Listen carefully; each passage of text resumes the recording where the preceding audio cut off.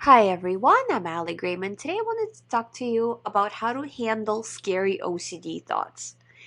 You have to understand that no matter how scary OCD thoughts are, how vivid the images are, how scary the urges are, and it doesn't matter what kind of theme it is. It could be harm OCD, it could be religious OCD, it could be contamination OCD, depersonalization OCD, sensory motor OCD. It's still just thoughts that are coming to you on autopilot. You are not in control of these thoughts. If I asked you to stop these thoughts, could you right now? No. So that means you have no control over them. It's kind of like you're overhearing a radio and somebody's on the radio saying something and you're just overhearing it. You don't need to feel guilty about it. You don't need to be ashamed of it. You don't need to try to solve it. Try to figure them out. Why am I having these thoughts? What does this mean about me? The only thing that it means is that you have OCD and these thoughts are coming on autopilot. The more you actually engage in trying to figure out the thoughts, the more you show your brain that you are scared of these thoughts, the more of these same or similar thoughts your brain will send on autopilot. So the best way to handle the thoughts is to completely just whatever them. Yeah, I'm getting the scary thought, whatever. I'm getting the scary image, whatever. Doesn't matter, I don't care. And the more you show your brain over and over again that you don't care, the better things are going to get. It's just that process of just no matter what, refusing reaction. You have to actively refuse reaction, no matter what. If you keep being scared by them, if you keep viewing these thoughts, these images as real and valid, or at least shameful or bad, or feeling guilty about it, or trying to undo them or whatever, the more they're going to come in. Because the brain is saying, well, if you're scared, I'm going to send you more in order to try to protect you. Right? And if you're new to this channel, just to give you an analogy of why this happens, is if, say, for example, you went walking through a forest one day and you saw a bear and you got really scared and you ran away.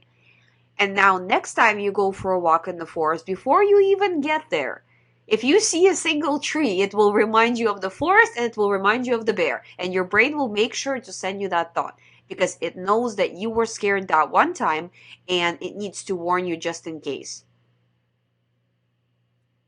And that is exactly how the OCD mechanism works, is that you got scared, you said to your brain that I am afraid, and this is why you're getting that same feedback signal over and over again, and stuff that is similar. And sometimes OCD, most times people with OCD have more than one theme. They'll have the primary theme, but they'll also have secondary things, and sometimes it shifts between a few different situations, obsessions, triggers, types of triggers, I should say.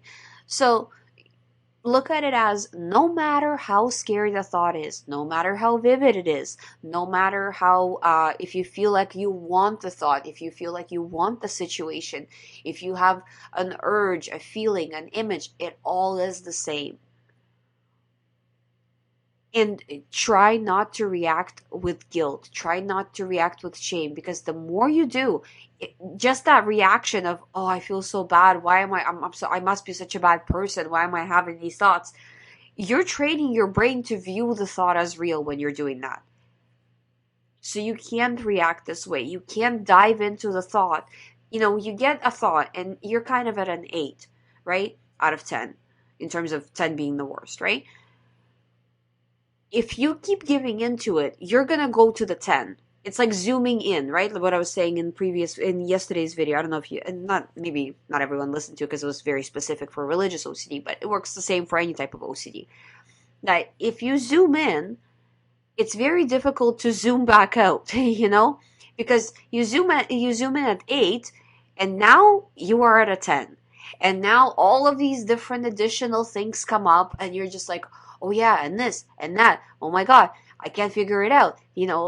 And you're just going around and around. Or in terms of, I'm talking more about PRO, but it would be the same with physical compulsions. You do one physical compulsion, and then you feel like you need to do more and more. So it's just that, all the time looking at it, that if I take the thought seriously, I'm going to make it worse. I mean, even let's say if you have some scary image, you start to analyze whatever, or a scary thought, you just start to analyze, trying to figure it out and do it, and you actually momentarily feel better. What's going to happen? Is this going to be the last thought you ever have? Absolutely not. You're going to get more OCD thoughts. So this is just one out of many OCD thoughts that you're going to have before your recovery. So look at it. It's kind of, in one way, it's sad to say that, right? Because obviously nobody wants to suffer with it, right? But just look at it as it's insignificant. And the one that comes after that is also going to be insignificant. And 1,000 thoughts that you've already had were all insignificant. Every single one of them. So none of these thoughts mean anything. So don't play the game with OCD. It tells you something, you say, whatever, I don't care. Send me a scarier thought, sure. So you're not trying to push the thought away. You're not trying to get rid of the thought. You're not trying to get rid of the uncomfortable feeling. You're just letting it have room in your mind, but you're over here, right? It's over there, you're over here. You're not touching it. You're not taking it seriously. You're not, wishing it to go away. You're just leaving it. You're giving it its space.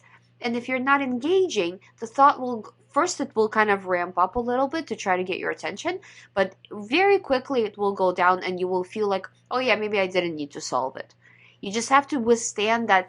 I have a video on anxiety curve. I highly recommend that you watch it, because it just shows how, you know, when you have a trigger and the anxiety goes higher and higher and higher, it will hit a peak. And then at that peak, you will feel like, I have to do reassurance. I feel like I'm going to die if I don't do reassurance. And this is where you have to sit through that anxiety and do nothing. Don't do reassurance of any kind. Physical compulsions, rumination, doesn't matter. Don't do it. And you will see that peak, your mind cannot maintain it for a long time. So it will go down. The thought will not maybe go away, but it will go down to a level that's more tolerable. So the anxiety peak will not stay that long. And then after it goes down, you will feel like, oh yeah, it was good that I didn't ask. So just stay through it. Don't give in. I promise you, it doesn't matter. We can all come up with the scariest possible thoughts. It really makes no difference. That's just OCD playing tricks, trying to one up itself to get you into a reaction. Don't fall for it. Just choose to move on and keep busy. And like I say in other videos, not so busy that you're stressed and, going to attend just in regular life. But so you're busy, but okay, it's not overwhelming. That's for me for today. I hope you find my videos helpful. Thank you so much for watching. If you haven't subscribed, please subscribe. If you would like to do one-on-one recovery program with me, all the information is on youhaveocd.com. You can sign up from there. When you sign up, please make sure you book all the times. I pretty much mention it now in every one of my videos, because I want to make sure that the people that are signing up, that they have the times as the package is set up. So if it's every other day, then it's every other day. If it's every day, it's every day. Because it's, if you pay but then don't book, it's hard to find the spots, especially if it's a package that's more intense, such as every day or every other day. So just please make sure you do follow this process if you are planning on signing up. Thank you for watching. I'll see you tomorrow.